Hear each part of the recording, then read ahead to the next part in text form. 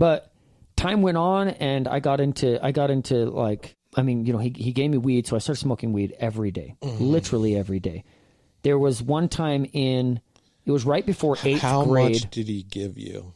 A lot. Yeah. And the thing is, Like, because all the rest of skunk or what?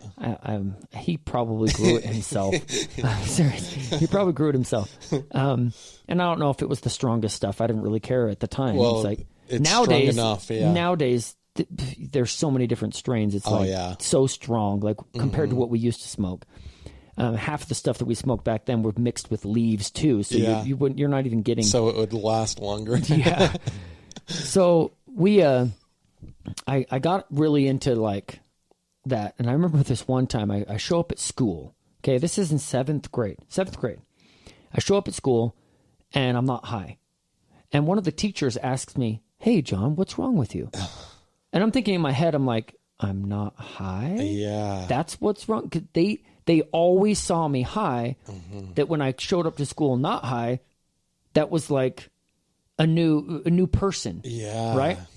That's and I didn't realize that that's how people saw me all the time. Yeah. Like, hey kid, your eyes are always bloodshot. Why do you look so, did you get good rest tonight? Come on. And the questions the teachers would ask you, like, I can't even imagine, like, and for you to feel like that's your new normal. Yeah. Being high, it's just insane. I know. Man. We called it wake and bake. Yeah. Right? Yeah. As soon as you wake up, you smoke a bowl. And I had a buddy that he always had some. So if I was around him, he always had some. Yeah. I never had to buy it. Never really had to buy it as a teenager. You were 12? 12, 13, and then into, And then I did talk about my alcohol poisoning story on an earlier podcast. And that happened when I was almost 14. So this would be like, you know, a little bit after this other experience at the school. And after that happened, my sister finally was my oldest sister, who I was very close to. She was like, you know what? You can't live in this place anymore. You can't live down here. Is she the one that passed away? No. Oh, okay. No, that was my sister that was just older than me. Okay. Emily. We were like, for the longest time, we were drinking buddies. I mean, we would get plastered. And when I say plastered, I really mean it. Yeah. Like, I'm sure we were the only people that could even talk to each other because you couldn't even understand us. But, and I mean, she like broke my nose with her head one time because she was so drunk. And I mean, there's just fell back on you. And I know a lot of stuff. I mean, I don't want to share her story, but I know a lot of her stuff was deep rooted in like that resentment and anger and all that kind of stuff that she didn't get to work on. Yeah. Before she passed away. I know she started to, and my mom and her and my dad kind of like worked on some stuff, but I think she just had so much of that stuff building up inside of her that when the cancer started to grow, it like grew really fast. Yeah. And she passed away at age 30. Anyways, that was 10 and a half years ago. But so I moved out of my parents' house, or my mom's house, moved out because my sister was like, John, you're going to kill yourself, you know, living at your mom's. My mom didn't know, you know, I'd mentioned it before when I had alcohol poisoning. She didn't even know I was gone for like 4 or 5 days. Yeah. And that's insane, man. That was, and that's, again, I don't say that to like throw my mom down. I just like, but she was so. That's what you were going through. Oh yeah. At the time. Yeah. And my little sisters were little. Story, yes. My little sister was just toddlers, you know, at the time. They don't even remember me living with them at all. I remember they used to say when they were like 4 or 5, they're like, you're not our brother. Yeah. You're not even our brother. You don't even live with us. You've never lived with us. I'm like, well, either has your older sister who I live with. Yeah. She's never lived with you, but anyways, when there's 22 years apart from the oldest to the youngest. That's insane, man. Yeah, it is. 22 years. Quite insane. That's like an adult that can have kids. She did. Yeah. Christina, she's 50. She's 50 now. So she has grandkids. Yeah. Then they grew up together. Yes, they did. So like my sister's kids grew up with my younger sisters, which were like, so they were all like cousins, even though they were aunt and nephew, aunt and niece, you know, but they grew up like they were cousins. Because it was like another chapter. My mom went several years without any kids, so we were like the first group of kids, and then she had the twins at the end. Which I feel like they were protected a little bit more, and I don't know I don't want to share all of their story. They can do that if they'd like to. They're growing up and everything, but so I don't feel like I saw my dad for a long time, and I took his advice. I was really heavy into a lot of things, and I literally would I'd have any sexual activity that I could with with pretty much any girl that would. And I know that was some contention even amongst my brother, because I think girls that were even his age or just younger than him, we were 4 years apart. So if they were like in the middle of us, I was very forward and I would try and get with them. And Ben my older brother would like want to court them a little more respectful of these women. Not that, I mean, I'm sure he has his own things that he worked on too, but just my story, I feel like I would try to steal the girls that he was hanging out, his friends, you know, and on purpose. A lot of times I really would. I'm like, oh yeah, I think I can get her, you know, and take it as a personal challenge. See if she'll go for me instead of my older brother.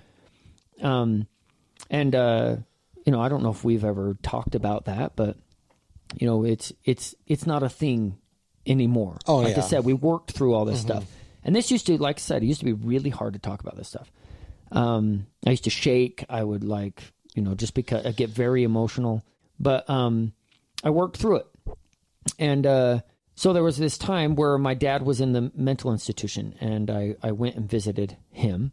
He had lost everything. Just by yourself? His job. No, with my older sister, my two older sisters. My oldest, who I lived with, we went together, and then my sister Elizabeth. And did your mom try and block that out? No, I don't even know. Okay, I don't even know if I've ever even talked to her about this. Okay, and so we go and we visit him at the state hospital, and I asked him. I said, Dad, even when you were home when we were young, why were you never around? You always locked yourself in that room. And he said something that finally gave me a little bit of insight. That he actually had a little bit of strength in him to resist. Oh, yeah.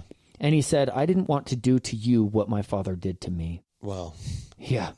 I can't even imagine what that is compared to what you're going through. My father, my grandfather was a horrible...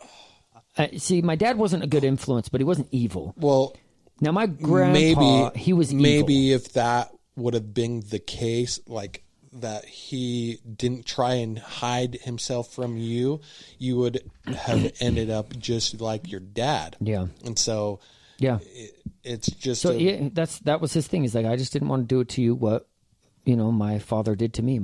His father was super abusive, sexually, all of it. He was just an abusive man and evil, and he hid behind that, religion. He would hide behind his religion. Everybody else thought he was this great man when he's abusing tons of kids. Yeah, his own kids, grandkids. He got to so many people. And I know, hey, maybe some of my cousins, some people will hear this podcast, but hey, there it is. It's true. And some of us have talked about this. But I had to work through that even. I don't know if he ever got to me, my grandpa. And we would stay over there, but I don't remember. I don't recall anything. And my mom, maybe you have the gift of your mom. Yeah. Yeah. But I feel like if something ever did happen, I've already worked through it. Yeah. I remember going through a process in therapy where I forgave my grandfather, for all the abuse and So, and I forgave my dad. I forgave, I just forgive myself. But so as time passed, my dad did start to get a little bit better. He finally settled down with one female. Yeah. And they got married eventually, and he started to slowly change. So once I started having kids, I got married, and I decided, when I finally decided who I wanted to be, I just knew I didn't want to be him. Yeah. You know what I mean? I'm like, I had the perfect example of what not to be. Mm-hmm. And I that was him. I didn't want to be him. So I'm like, okay, well, he was this way towards women, so I'm not going to be that ever. He was this, he was addicted to this. I will not be. And you grew up like on the path to become that, Oh, totally. I was headed that way. I mean, you can hear on the other podcast how I got into lots of violence. My own fight club, lost a tooth. I mean, I'm like I would stick needles in my mouth or through my lips. I would, self-infliction, and then have other people inflict pain on me just so I could feel. But it wasn't until this could be a full nother podcast. My story bringing into like Christina, my wife, into the story, that was a huge game changer. Well, it sounds to me like the little bit that I know about Christina and you, like she was your savior. Totally. Almost. She was an angel sent. She's the luckiest thing you've ever done, Seriously. Yeah. Seriously. I'm so grateful for her. She is she's a saint. Totally. Yeah. But at the same time, throughout my 20s, you guys, it was hard for me to even, I had to, if she was gone for even a couple days, it was so hard for me. I was so attached to her that I had to find my own self-identity too. Mm-hmm. And we worked through that. Is that exercise, So tons of exercise. Did you use that I totally still did. to this day? Yes, totally okay. do. And then finding Jesus, honestly, when you're talking about Savior, he saved me, my soul anyways, because there's one thing about that. Mercy is mercy, but you still have to do your part. Mm-hmm. He doesn't just say, hey, okay, you can say sorry and then you get a free ride. Yeah. You got to do your stuff. So I constantly have worked on me. I've constantly worked on the types of thoughts that I want to have, right? To influence healthier, positive thoughts. Now, you can't control every thought. Yeah. Because there's thoughts that just come in, but I can direct them. I can direct where I want them to go now. And that took years to master and accomplish. But that all came in from how I influenced myself. I started reading things that were more of a spiritual nature. I started saying positive affirmations to myself. I did that yesterday. Yeah. I was walking on a walk, and I was just talking to myself, but saying positive affirmations. Awesome, Shane. Awesome. And, oh, man, it made me feel so good. It really does. Yeah. You can be your own coach. You can be your own, you utilize that. That's something that God gives us. He gives us the gift of being that's one thing that that cannot be taken from you is your thoughts, right? How you direct your thoughts, your actions. Yeah. Nobody can take that from you. They could take away all of your personal freedoms, everything. They could confine you to a house, and put a mask on your face and, shut you into your house and say, you cannot ever leave this house. They could do that, but they cannot change what goes up on inside that mind. Do you know who Thug Rose is?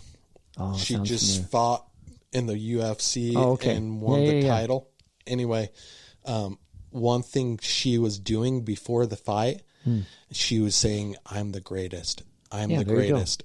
And you could hear her saying it. Yeah. And it was so powerful. It's totally powerful. Muhammad Ali did that a ton. Lots of visualization, lots of athletes, and tons of people. They visualize, they talk to themselves, they coach themselves, and they bring themselves to a space where all of the external forces that are combating them are no longer destroying them. Well, and that's probably the thing that separates real good athletes from anyone else, Oh, yeah. It's just their